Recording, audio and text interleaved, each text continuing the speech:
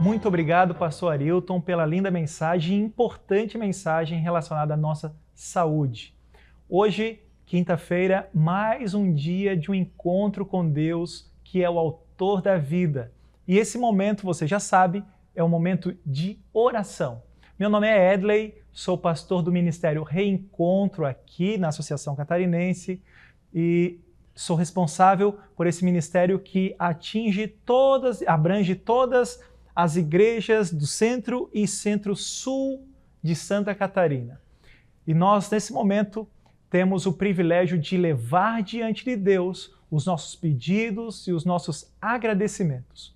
E falando nisso, quero aproveitar a oportunidade e falar para você entrar em contato conosco através das redes sociais que está passando aí na sua telinha, você já conhece, e por isso mande a sua mensagem, faça ali o seu pedido, escreva ali o seu agradecimento, que nós estaremos orando por todos, mas também trazendo alguns, na medida do possível, estaremos trazendo alguns aqui para estarmos orando juntos nesse momento de oração. E por falar nisso, quero trazer aqui alguns pedidos que foram colocados em nossas redes sociais, que é o pedido da Sara Oliveira. Ela diz assim, ó: bom dia a todos, que Deus abençoe a esse programa que tem alcançado a palavra de Deus em muitos corações. Amém, amém. E Deus seja louvado por isso. E a razão de todo esse programa é você que tem aberto o seu coração para ouvir do plano e da vontade de Deus. Também temos aqui o pedido do José Batista. Ele diz assim, ó: bom dia a todos, irmãos em Cristo Jesus. Que a paz do Senhor Jesus Cristo esteja sobre o seu povo escolhido e no mundo inteiro. Amém. Que a paz do Senhor Jesus esteja com cada um de nós e com todos os seus filhinhos, espalhado por todo o mundo e principalmente naquelas regiões que hoje passam e enfrentam guerras, por ideologias e por tantas coisas, mas estão longe de ter paz. Que a paz do Senhor possa tocar nesses corações, para trazer paz para a vida dessas pessoas, principalmente para as pessoas inocentes. Nós também queremos trazer aqui o pedido do Gabriel Garcia. Gabriel Garcia, ele diz assim, ó: bom dia com a alegria e Jesus Cristo em nosso coração. Bom dia, Gabriel. E ele diz assim, ó: Deus abençoe o nosso dia em nome de Jesus Cristo. Amém, amém. Ele pede oração por seu filho, o Eric Lucas, que está passando por alguns transtornos na sua vida, transtornos espirituais, transtornos psicológicos, emocionais. Realmente, o inimigo ele acaba transtornando a nossa vida. E não está sendo diferente aqui com o Eric, né, que é filho do Gabriel. E, além disso, eu quero dizer para você, o inimigo de Deus, ele transtorna a nossa vida, mas Deus transforma a nossa vida. Ele faz aquilo que antes era algo ruim, ou talvez até mesmo uma maldição, e transforma aquilo, trazendo bênçãos à nossa vida. Deus é o único capaz desse universo de transformar a tristeza em alegria, o choro em sorriso. É só Deus para fazer isso por nós. E por isso nós queremos entregar a vida do Eric Lucas da Silva e também de todos que estão acompanhando nesse momento. Mais um pedido aqui, que é da Jussiara. Ela diz assim, ó: bom dia com Jesus Cristo. Amém. Deus seja louvado. Gratidão a ti, meu Deus. Ela fala, gratidão a ti, meu Deus. Como é bom termos um coração grato, né? Reconhecer as bênçãos de Deus na nossa vida. E ela continua dizendo, eu peço oração em favor da minha família, dos familiares. Oremos então uns pelos outros, pois todos nós carecemos de oração. Realmente todos nós carecemos de oração, carecemos da palavra de Deus e precisamos buscar urgentemente cada vez mais a presença de Jesus Cristo na nossa vida. E ela finaliza dizendo assim, ó: vocês são de Deus. Amém, que bênção! Como é bom poder perceber que Deus, de alguma forma, de algum meio, alcança o nosso coração. E por falar nisso, um dos meios que Deus fala ao nosso coração é através da sua palavra. E nós queremos trazer agora uma breve reflexão sobre uma situação que aconteceu com Jesus e que está registrada no Evangelho de Marcos, no capítulo 9, no verso 29. Jesus, ele curou ali um jovem que estava também passando por um transtorno espiritual, ele estava ali possesso, o inimigo tinha tomado conta da vida dele, e Jesus respondeu assim, no verso 29, depois de ter expulso toda essa situação maligna da vida desse jovem, Jesus fala assim, Marcos capítulo 9, verso 29 diz assim, respondeu-lhes Jesus, esta casta não pode sair senão por meio de oração e jejum. Certamente existem situações na nossa vida, problemas que enfrentamos, talvez transtornos emocionais, psicológicos, espirituais, financeiros e tantas outras coisas, questões de saúde que só poderão ser resolvidas com oração e também com jejum. O momento de oração nós já estamos colocando em prática agora aqui. Buscar ao Senhor. Existem situações que só Deus tem a solução para os problemas. E por isso nós precisamos buscar aquele em que é o autor da nossa vida, aquele que nos dá o privilégio de nós irmos ao seu encontro, porque Ele nos escolheu primeiro, nos amou primeiro. Por isso eu quero fazer um convite para você, mais uma vez, se você pode, feche os seus olhos, se não pode, mantenha-se conectado, concentrado neste momento de oração. Vamos orar? Senhor nosso Deus e nosso Pai, muito obrigado, Senhor, porque mais uma vez, nesta quinta-feira, nós, no início desse dia, nós temos o privilégio de poder te buscar, de ter um encontro contigo, que é o autor e o salvador da nossa vida. Nós, Senhor, colocamos aqui alguns pedidos e também agradecimentos que foram feitos. Queremos entregar diante do Teu trono de graça, mas não somente esses pedidos, também os pedidos que estão no coraçãozinho de cada um dos Teus filhinhos nesse momento, que acompanham aqui comigo. Por favor, Senhor, nós temos tantos pedidos, nós temos tantas ansiedades, questões particulares, e nós queremos entregar tudo em Tuas mãos, Senhor. Faça por cada um de nós aquilo que nós não conseguimos fazer.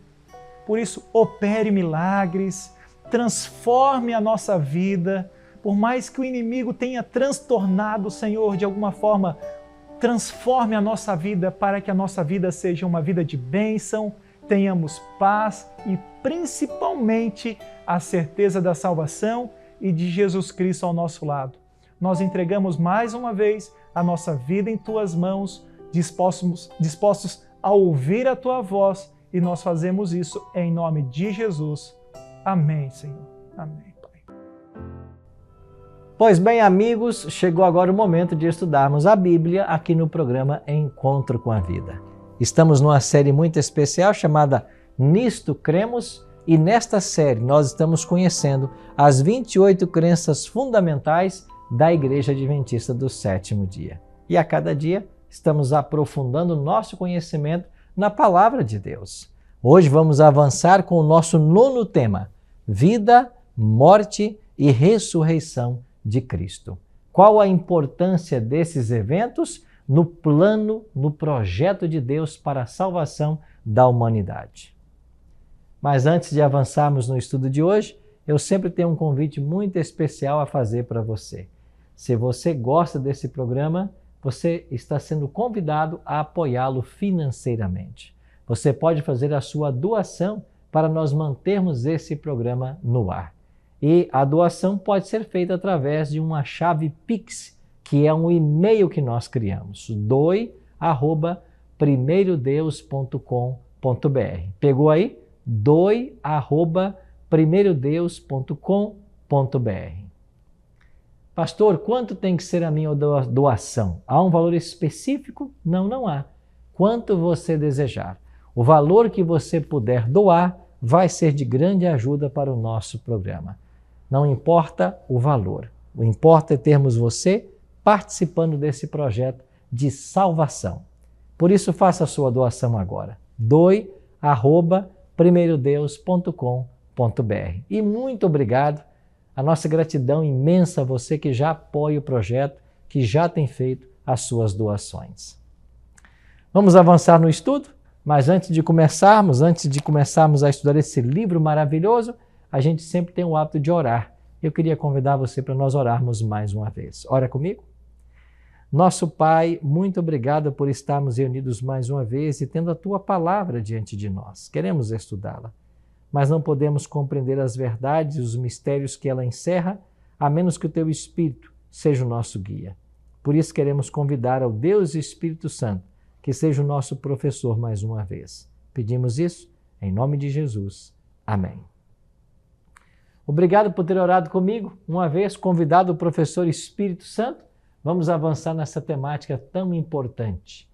Esse tema da salvação de Deus através de Cristo.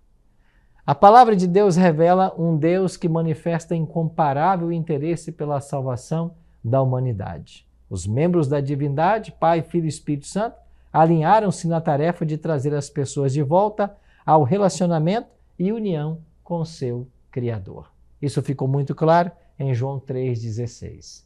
Esse verso de João 3,16 pode ser considerado o verso áureo da Bíblia. E é bem provável que você saiba ele de cor, né? Porque Deus amou o mundo, isso mesmo, de tal maneira que deu seu Filho único, unigênito, para que todo aquele que nele crê não pereça, mas tenha a vida eterna. Vimos aqui essa semana que por causa do pecado o homem se afastou de Deus, perdeu o paraíso. Mas Deus tanto amou ao ser humano que não permitiu que ele morresse como consequência da sua desobediência. Um plano de salvação foi estabelecido. Vimos em Gênesis 3, verso 15, a primeira promessa de um Messias. O Messias seria enviado, o descendente da mulher. E esse descendente da mulher, um dia, esmagaria a cabeça da serpente. Esse descendente é Cristo. E no tempo aprazado, como diz Paulo, Gálatas 4:4, na plenitude do tempo, Deus enviou seu Filho, nascido de mulher. No estudo de hoje, vamos compreender um pouquinho mais a respeito da vida, morte e ressurreição de Jesus Cristo. Já vimos um pouquinho a respeito da encarnação, o mistério da encarnação, mas temos que avançar nesse conhecimento. Por isso, vamos então pegar a nossa Bíblia e entendermos um pouquinho mais sobre essa iniciativa divina para salvar a humanidade. Quando Adão e Eva eles pecaram, Deus tomou a iniciativa de ir procurá-los. E em meio à situação de completa desesperança em que eles se achavam naquele momento, Deus lhes expôs um maravilhoso plano que lhes garantiria a vitória final sobre o pecado. E esse plano seria enviar Cristo para morrer no lugar, um substituto. O Messias seria um substituto. Assim, o caráter de Deus se revela de uma forma inigualável e ele mescla a justiça e a graça, uma disposição enorme de perdoar e uma decidida indisposição de ignorar a culpa. Somente na pessoa de Cristo é que podemos compreender como essas qualidades de caráter podem ser conciliadas uma com a outra, a graça e a justiça. Porque ao mesmo tempo Deus é justiça. O pecado não pode permanecer impune, mas ele é graça. Ele não quer que o pecador morra. Para equalizar essa situação, Deus então proveu um substituto para o pecador. Cristo paga o preço do pecado, mas o pecador não morre. A graça é estendida para a salvação do ser humano. É por isso que Paulo vai escrever em Efésios 2, verso 8, porque pela graça sois salvos por meio da fé. Isso não vem de vós, é um dom de Deus. Isso mesmo. Nós somos salvos pela graça mediante a fé. Isso não vem de nós, não de obras humanas, para que ninguém se glorie. É um dom de Deus. Você não paga pelo presente que você recebe. O dom não é para ser pago, é para ser aceito. A salvação é assim, um dom gratuito de Deus. Em Cristo, a graça e a justiça são equalizadas. Quando Cristo esteve nessa terra, ele deixou muito claro que o grande desejo de Deus é perdoar. E embora Deus seja misericordioso, ele não pode perdoar aqueles que permanecem no pecado. O perdão possui um propósito. Deus deseja converter os pecadores em pessoas santas. Deus não salva ninguém para continuar no pecado. Deus salva as pessoas para que elas abandonem ao pecado. E é por isso que diante de vários momentos, diante de várias curas e milagres, Jesus dizia para as pessoas: vá e não peques mais. Cristo não quer apenas oferecer libertação espiritual, Cristo quer oferecer libertação do pecado em todos os seus aspectos. Nós não podemos ser escravos do pecado, temos que servir ao Senhor, não ao pecado. Essa é a grande batalha que o cristão enfrenta todos os dias. A batalha por permanecer na presença de Cristo. E quanto mais permanecemos na presença dele, mais aprofundamos nossa caminhada. E na presença dele, não pecamos. Todas as vezes que o ser humano peca, ele precisa se afastar de Cristo para pecar. Na presença de Jesus, ninguém peca. Por isso, o segredo da vitória na vida cristã é estarmos conectados à videira que é Jesus, como ele ensinou em João capítulo 15. A ira de Deus não é contra o pecador, ela é contra o pecado. A ira divina é aquilo que a Escritura identifica como uma reação de Deus ao pecado e à injustiça. Rejeição deliberada à vontade revelada de Deus, sua lei. Isso provoca sua justa ira ou furor.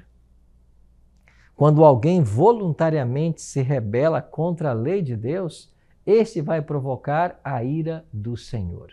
Por quê? Porque a lei de Deus ela é uma expressão do seu caráter, é a base do seu governo. Então devemos entender que esta lei precisa ser obedecida. A graça de Deus nos alcança e agora deve haver uma resposta humana. Até mesmo essa resposta humana ao oferecimento da salvação não provém do próprio homem, mas está sediada em Deus. Nossa fé não é mais do que um dom de Deus. O mesmo ocorre com o nosso arrependimento. Então o apóstolo Paulo ensina que a fé é um dom. É um dom que precisa ser aperfeiçoado, desenvolvido. Vou tentar explicar melhor. A fé é como um músculo. E quanto mais exercitada, mais ela se fortalece. Todos nós nascemos com o dom da fé. Agora alguns a desenvolvem, como Abraão, que se tornou o pai da fé. Alguns atrofiam, como Tomé, que não acreditava. Então eu e você temos fé. A diferença entre o crente e o incrédulo é o uso que fazemos dessa fé. Se vamos usar ou não. Se vamos acreditar em Deus ou duvidar de suas promessas. As boas novas são que Deus estava em Cristo reconciliando consigo o mundo. Esta reconciliação restaura o relacionamento entre Deus e a raça humana. E foi Deus quem tomou a iniciativa de restaurar as relações interrompidas entre a humanidade e Ele próprio. Não é maravilhoso pensar que foi de Deus a iniciativa de nos alcançar? O homem estava fadado à morte e à destruição, mas Deus tomou a iniciativa. Quando lá no Éden Deus perguntou a Adão, onde estás? Esta pergunta tornou-se um grito divino em busca do pecador. Onde estás? Repercute até hoje. E o céu está constantemente trabalhando pela salvação do ser humano. Acontece que o céu nunca vai forçar ninguém a aceitar a graça que nos é oferecida. Nós precisamos ter a iniciativa, voluntariamente tomar essa decisão. Mas tudo o que foi necessário para a salvação do ser humano, toda a providência já foi tomada. Tudo já foi feito. A morte de Cristo no Calvário, ela é toda suficiente para salvar a todo aquele que se aproxima do Senhor com fé. Mas nós precisamos tomar essa iniciativa. Infelizmente, muitos não valorizam o grande dom da salvação. E essas pessoas perdem o maior dom que o céu pode nos oferecer. Muitos cristãos têm limitado o significado do termo expiação, exclusivamente aos efeitos redentores da experiência de Cristo, manifestados pela encarnação, sofrimento e morte. No ritual, contudo, do santuário, a expiação envolvia não apenas a morte de um cordeiro, como também o ministério sacerdotal, em que o sangue era conduzido até o santuário. Então preste atenção.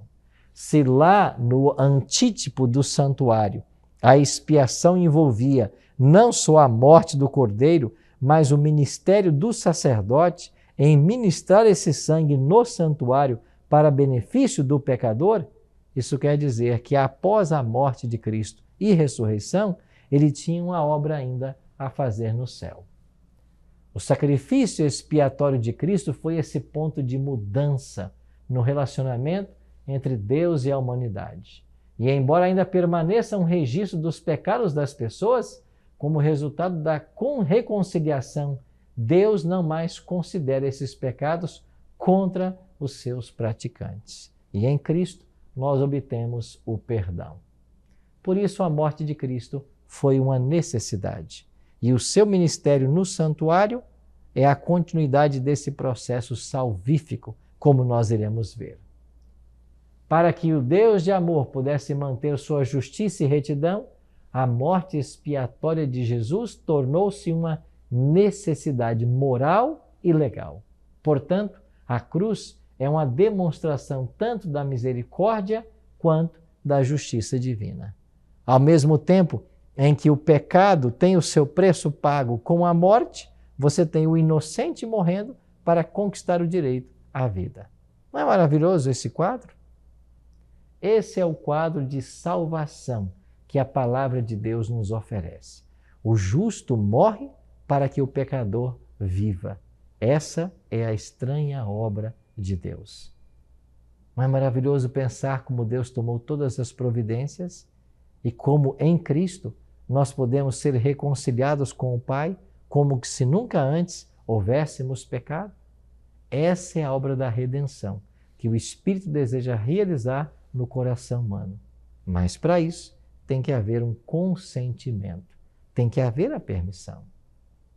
A graça de Deus não tolhe o livre-arbítrio. Ele espera que todos nós tomemos uma decisão. O que é que foi realizado pelo sacrifício de Cristo na cruz? O autossacrifício de Cristo é agradável a Deus, porque esse sacrifício removeu a barreira erguida entre Deus e o homem pecador. Já que Cristo suportou plenamente a ira de Deus diante do pecado do homem. Através de Cristo, a ira de Deus não é convertida em amor, mas é desviada do homem e dirigida contra si próprio. Você se lembra do capítulo 53 do profeta Isaías? Mas ele foi traspassado pelas nossas transgressões e moído pelas nossas iniquidades. O castigo que nos traz a paz estava sobre ele e pelas suas pisaduras fomos sarados.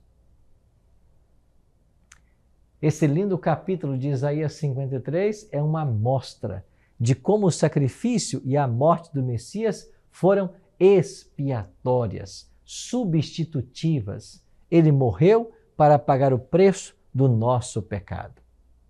O sacrifício expiatório de Cristo traz agora uma responsabilidade vicária pelo pecado.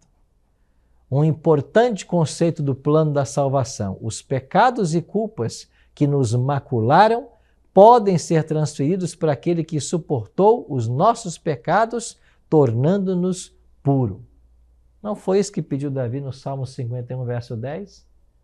Não retires de mim o teu espírito, purifica-me, lava-me e ficarei limpo. Perdoa a minha transgressão, o meu pecado. Davi, após o pecado do adultério com Betseba, ele reconheceu o seu pecado. Ele confessou a Deus e ele ora para que Deus purifique seu coração. E todas as vezes que nós oramos pedindo perdão, Deus está disposto a nos perdoar. Aliás, esta é uma oração que Deus sempre atende. todas as vezes que oramos por perdão, teremos um Deus sempre disposto a nos perdoar. Por quê? Porque é do agrado do Senhor trazer perdão e salvação a qualquer pecador, por maior que ele seja. Por isso Cristo teve que vir a esse mundo morrer em nosso lugar. O seu sangue tem uma função especial, como ensinada pelo típico lá do santuário terrestre. O sangue desempenhava papel central nos sacrifícios expiatórios dos rituais do santuário. O Novo Testamento revela que as cerimônias do Antigo Testamento, que tinham como objetivo obter perdão, purificação e reconciliação através do sangue substituinte, foram cumpridas por intermédio do sangue expiatório de Cristo, sacrificado no Calvário. Como você sabe, Cristo veio cumprir toda a tipologia do santuário. E assim como os animais eram mortos no santuário, Cristo foi morto pagando o preço do nosso pecado. Assim como o sangue desses animais era derramado, Cristo teve o seu sangue derramado. E assim como o sacerdote ajudava o pecador, uma vez o animal morto, em todo o ritual de purificação do pecado, Cristo está nesse exato momento no santuário celestial, como nosso sacerdote, para dar sequência a esse processo de purificação e perdão que nós tanto precisamos. Por isso, meus amados, é maravilhoso ver o plano da salvação sendo colocado em prática. Cristo oferece-nos um resgate. Através de Jesus, que testificou quanto a si próprio não haver vindo para ser servido, mas para servir e dar a sua vida em favor de muitos. Através dele, Deus comprou a igreja com o seu próprio sangue. Isso mesmo, nós fomos comprados por preço. Por isso diz o apóstolo, agora, pois, glorificai a Deus no vosso corpo. Se fomos comprados por preço, não pertencemos a nós mesmos. Somos devedores desta graça. É por isso que a palavra de Deus fala a respeito desse resgate maravilhoso. O sacrifício de Cristo foi expiatório. Foi o ponto de mudança no relacionamento entre Deus e a humanidade. Isso é extraordinário. Como resultado dessa conciliação, Deus perdoa os nossos pecados. O que conseguimos através desse resgate? A morte de Cristo ratificou a propriedade de Deus sobre a humanidade.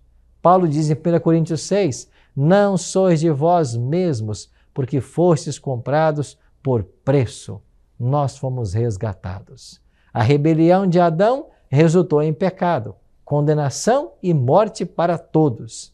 Cristo inverteu essa tendência descendente. Ele providenciou a libertação da penalidade e o dom da vida eterna. É por isso que o apóstolo Paulo vai chamá-lo de o segundo Adão. E se no primeiro Adão todos nós nos tornamos pecadores, fadados à morte, em Cristo, o segundo Adão, todos nós podemos ser justos, destinados à vida eterna. Isto é graça. Isto é substituição. Isto é salvação. Isto é Deus fazer por nós aquilo que nós nunca poderíamos fazer por nós mesmos. Que mais a palavra de Deus nos ensina? Através de Cristo, da sua morte, Deus estabelece uma ponte sobre o abismo. A transgressão foi resolvida. Vida e morte são necessárias e contribuem para a nossa salvação, tanto a vida quanto a morte de Jesus. Jesus desenvolveu uma vida pura, santa, cheia de amor, ao repousar inteiramente em Deus. Essa vida preciosa ele compartilha como um dom com todos os pecadores arrependidos. Isso é comparado com um manto de justiça que ele oferece para cobrir os imundos trapos simbolizados pelas tentativas humanas em alcançar a justificação. Esse quadro ilustra muito bem o que Jesus faz por nós. Esse quadro apresenta Cristo colocando sobre o pecador suas vestes puras de justiça. em lugar dos trapos de imundície de nossas próprias obras. Não é isso que o profeta Isaías declarou? Que mesmo a nossa justiça não passa de trapo de imundícia?